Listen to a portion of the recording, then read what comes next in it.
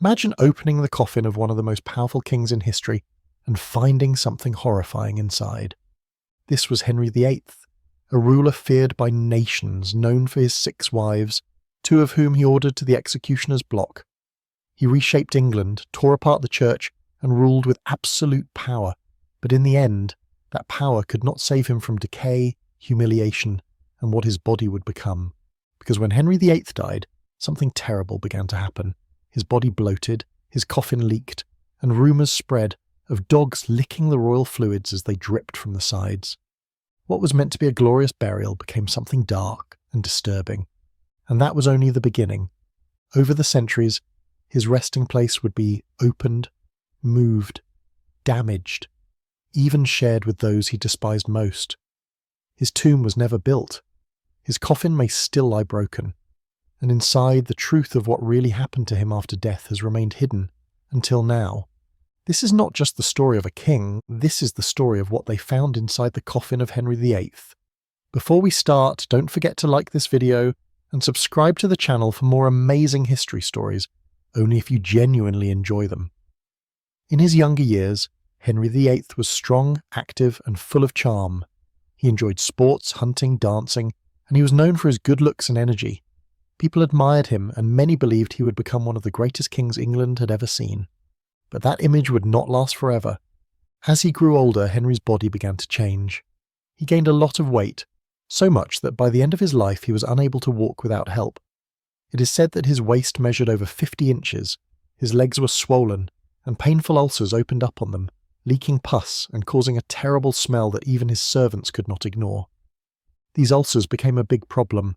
They made it hard for him to move, and doctors of that time had no real way to cure them. He had to be carried in special chairs, and even simple things like getting dressed or walking across a room became difficult. As his body broke down, so did his mind. Much of this decline started after one major event, a jousting accident in 1536. Henry loved jousting, a sport where 2 men on horses charged at each other with long wooden lances. It was dangerous, but he enjoyed the excitement.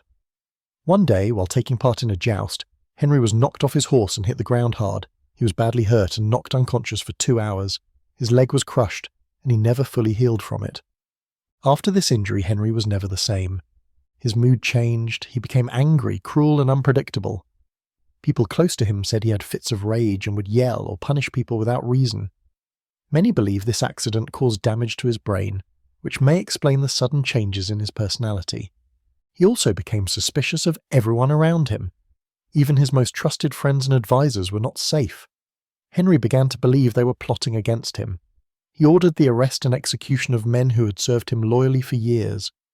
People who had once sat with him at his table were now walking to the scaffold, some crying, some silent, knowing they would never return.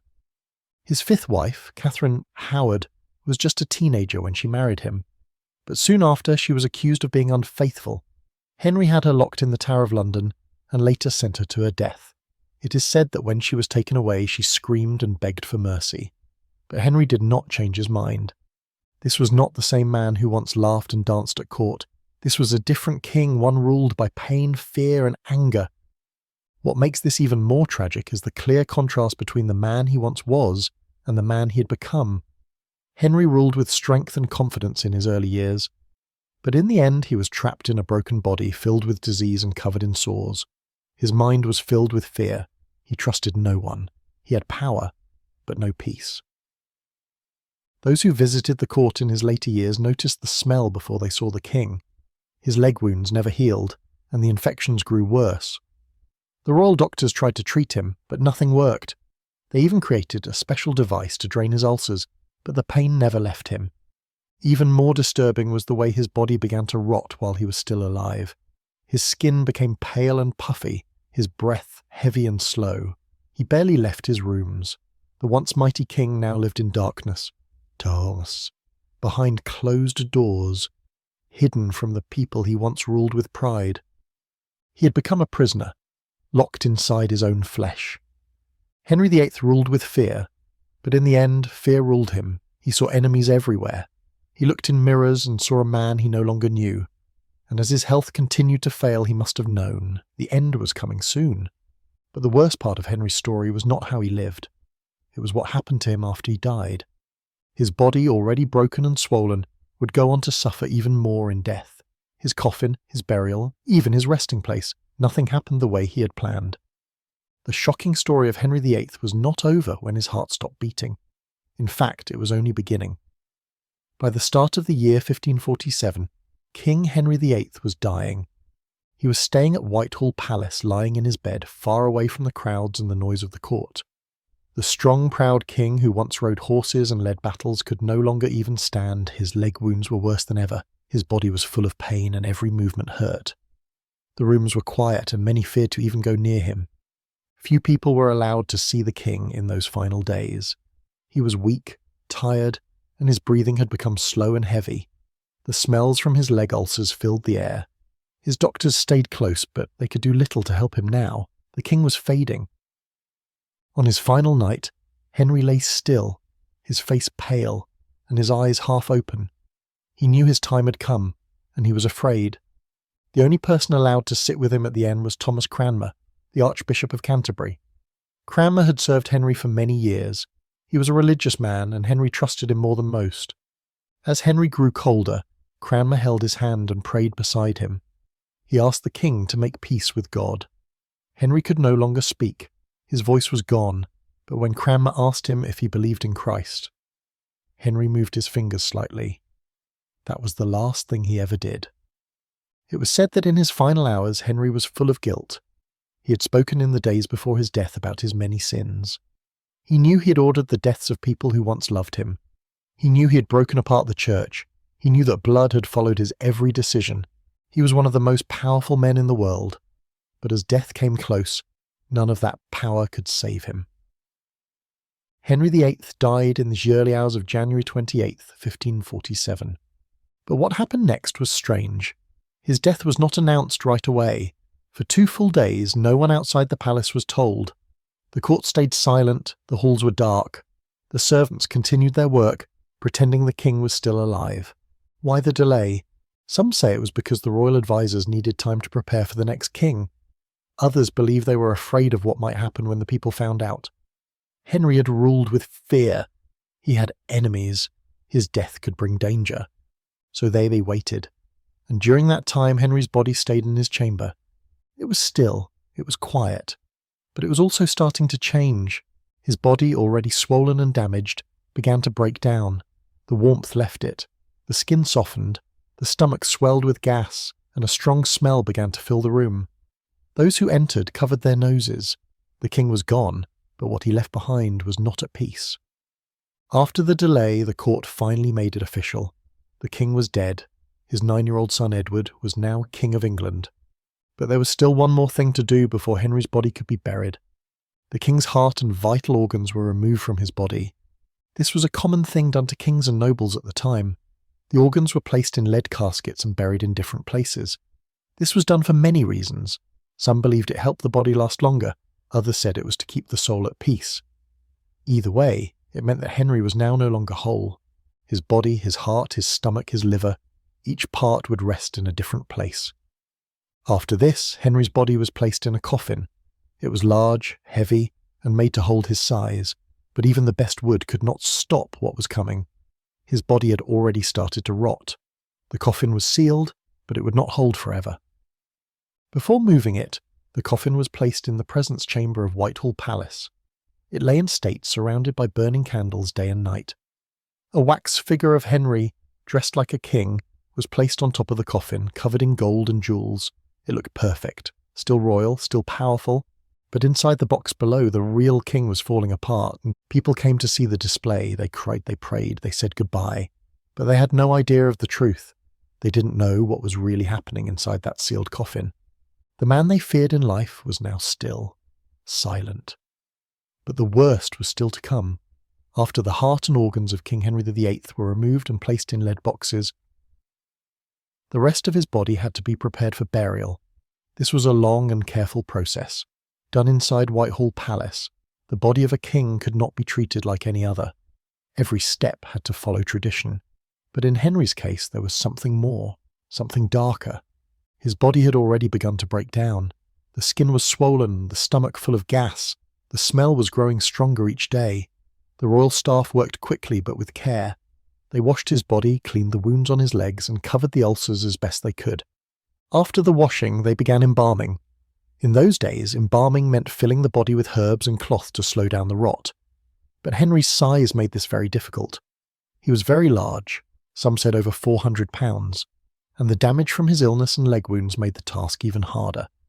Still, the work was done, and the body was placed inside a large wooden coffin, sealed tight with nails and wax. But the world would not see the real body. What people would see was something else. To show the king in a better way, the royal craftsman made a wax figure, an effigy that looked like Henry, but young, strong and noble. This figure was dressed in royal robes, red and gold. It wore a crown and held a sceptre in one hand. Jewels were added to the clothes, and the face was made to look calm, proud, and full of power. This effigy was placed on top of the coffin. It was meant to remind everyone of the king they had once known, not the sick, broken man who now lay inside the box. The coffin and effigy were then placed in the presence chamber of Whitehall Palace. This was a special room used only for kings. Around the coffin, hundreds of candles were lit. Day and night, the flames burned, casting a golden light over the room.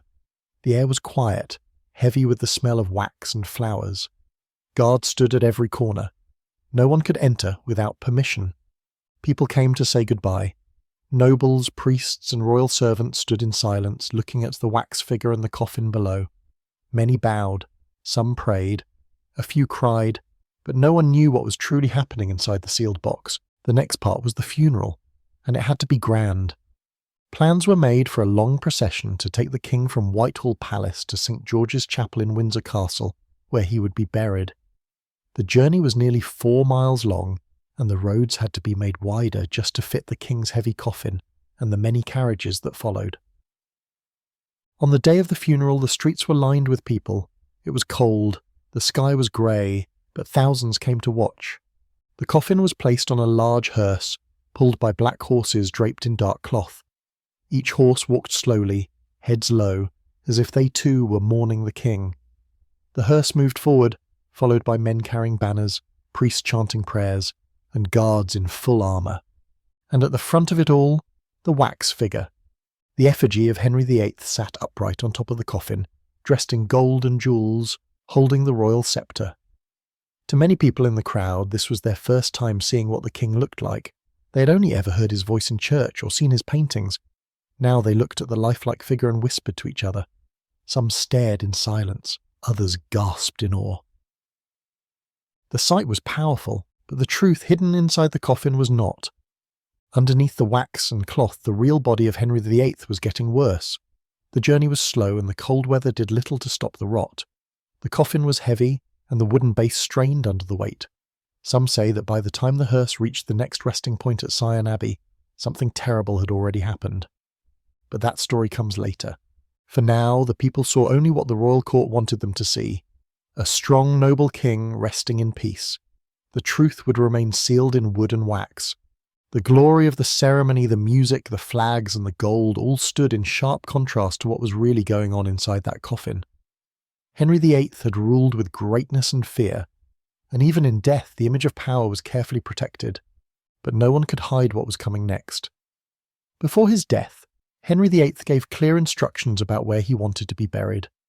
He did not want a quiet or simple resting place. He wanted something grand, something that would match his power and legacy. He had ruled with strength and fear, and he wanted the world to remember that. In his will, he asked to be buried in Westminster Abbey, right beside his third wife, Jane Seymour. Of all his 6 wives, Jane was the one he loved the most. She gave him what none of the others could, a son, Prince Edward, the boy who would become King Edward VI.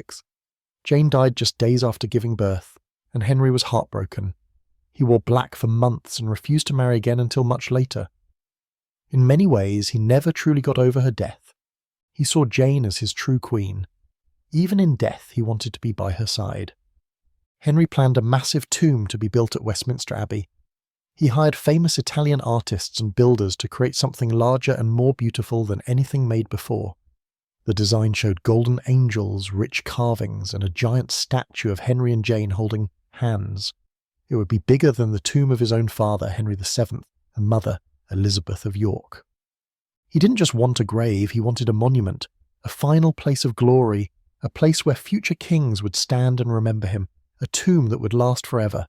But there was one problem: the tomb was never finished. Even though work on it began during his life, it moved slowly.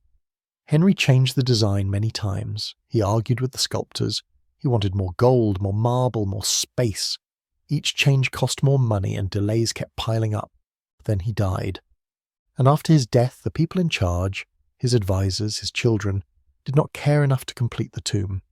They had other things to worry about. The country needed a new king, and the boy king, Edward VI, was still very young. Spending money on a giant grave was not the top priority. So the great tomb was left half-built. No angels, no gold, no statue, just an empty plan.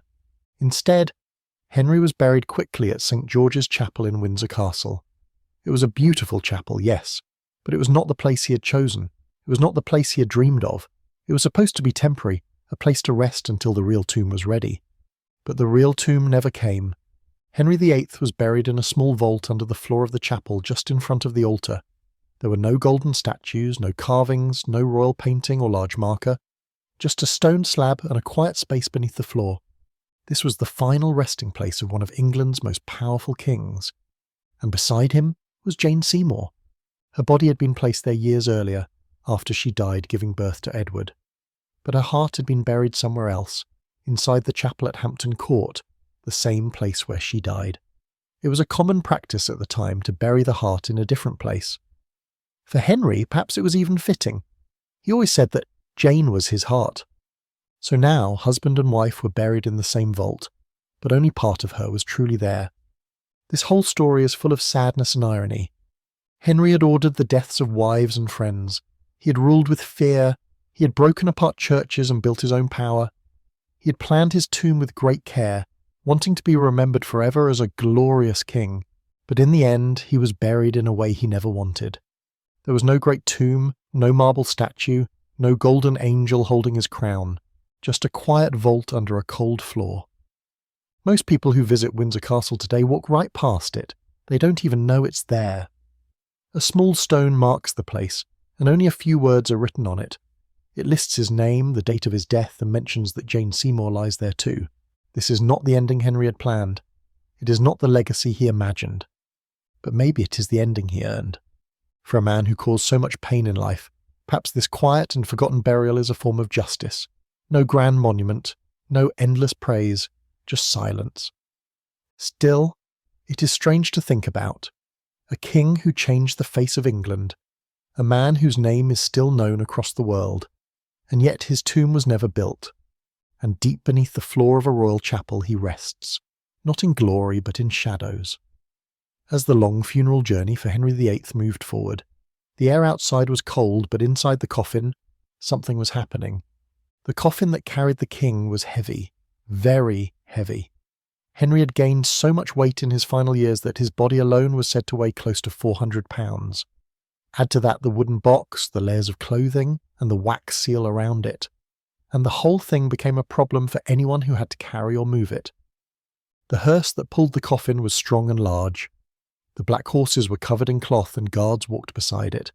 But the trip was slow, the roads were bumpy, and the inside of the coffin was getting worse by the hour.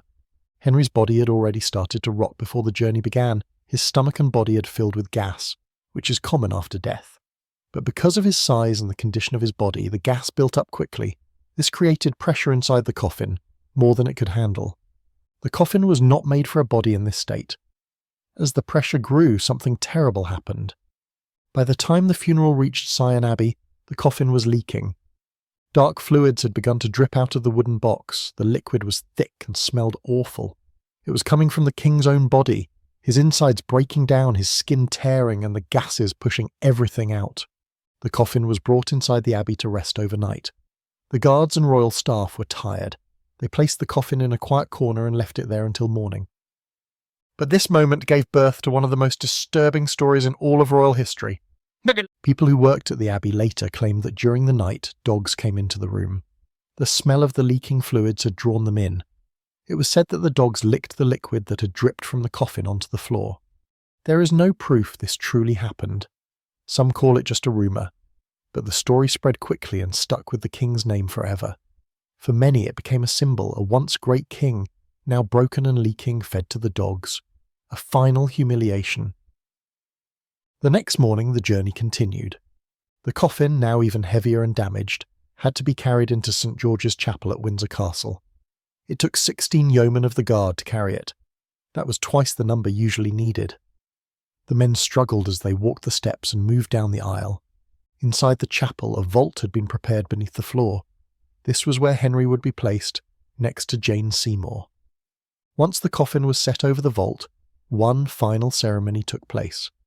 As was tradition, the royal household officers broke their staves of office, long wooden staffs that showed their position and service to the king. One by one, they snapped them in two and threw the broken pieces into the open vault. This meant that their duty to the king had ended. He was no longer their ruler.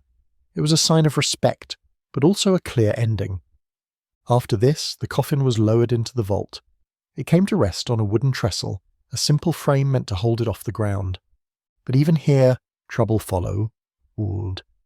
That wooden trestle was never made for a coffin this large and heavy.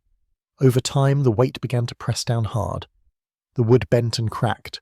Years later, when the vault was opened again, it was found that the trestle had collapsed.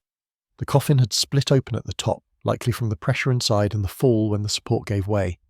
No record shows that Henry's coffin was repaired or moved. That means his body may still be resting inside that broken box, exposed to air, dirt, and time. The man who ruled like a god was now lying in a broken coffin, possibly half open, hidden beneath a stone floor. This section of his story is not told in schoolbooks, it is not shown in museums or royal tours, but it is very real. It is a part of history that people try to forget, but it refuses to disappear. The leaking coffin, the dogs, the broken trestle, the split wood. Each of these pieces is like a chapter in the final fall of Henry VIII. Even though his funeral was grand and the world was told he had passed in glory, the truth was much different. His body was falling apart, his coffin was falling apart, and with it, the image of royal power slowly faded. All that remained was silence and decay. Henry VIII thought his story had ended when his coffin was lowered into the vault at St. George's Chapel. But it did not end there. More than 100 years later, in the 17th century, something unexpected happened. Another king would be buried in the same vault, and it was someone Henry would have never wanted by his side. That man was King Charles I. Charles was not a Tudor like Henry. He was a Stuart, a royal family Henry had fought to keep away from the English throne. During his rule, Henry made sure the Stuarts would never take power in England. He feared them. He did not trust them. He saw them as enemies to his legacy. But time had other plans.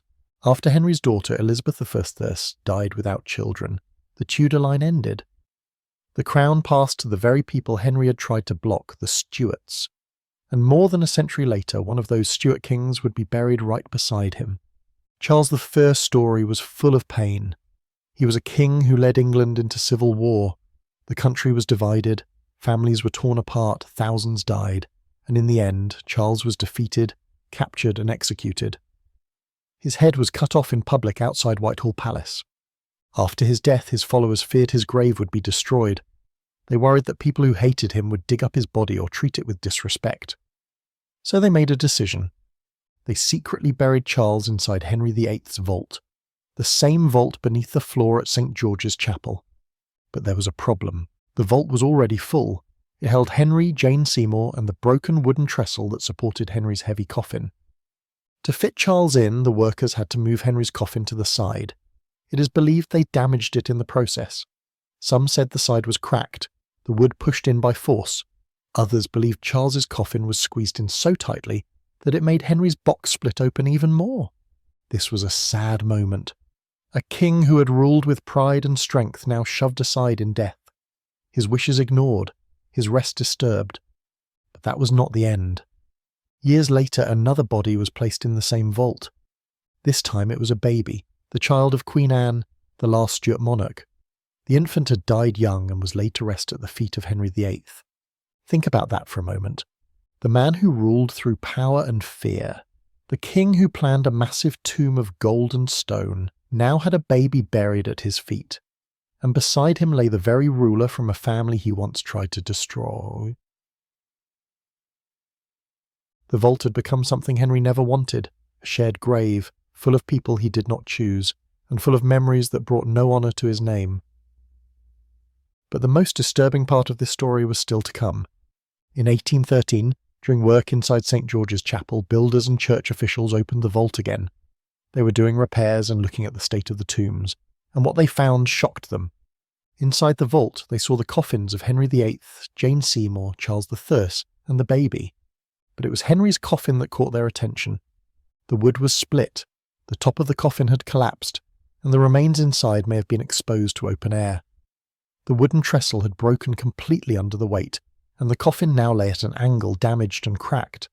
The officials wrote about what they saw. Even George, the Prince Regent, who would later become King George IV, came to look. But no one fixed the damage.